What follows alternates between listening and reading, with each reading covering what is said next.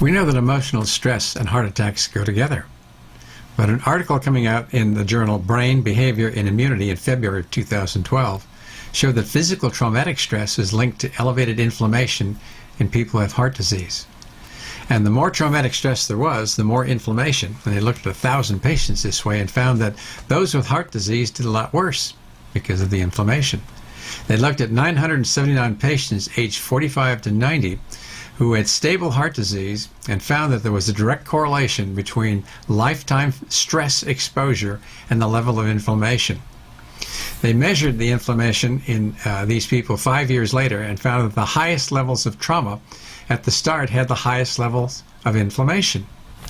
So what they're saying is that traumatic stress without clear post-traumatic stress syndrome still has an increased inflammatory response. Something that probably shouldn't be too surprising, because people who have had a lot of physical trauma usually have a lot of psychological trauma that goes with it. So what's the solution to this problem? Well, first of all, avoiding the stress is the first thing. But in the event that we can't avoid stress, particularly if we're in the military, for example, then maybe adding things that are relaxation techniques. Things like yoga and meditation might be things that would be good, along with psychotherapy.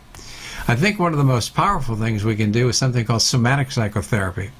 And that's where we look to the body to provide information to us about what's happening inside.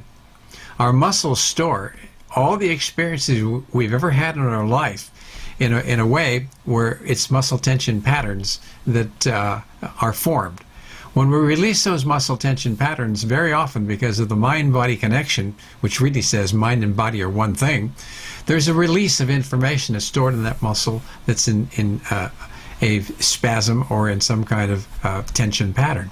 And when that comes up, we get the opportunity to review what happened to us years ago, and perhaps we didn't have the tools to deal with what happened. But if we can appreciate that the stress is over and we're no longer in harm, and turn off that reaction that leads to the inflammatory inflammation in our body going up and increasing inflammatory markers, we're going to be way ahead of the game.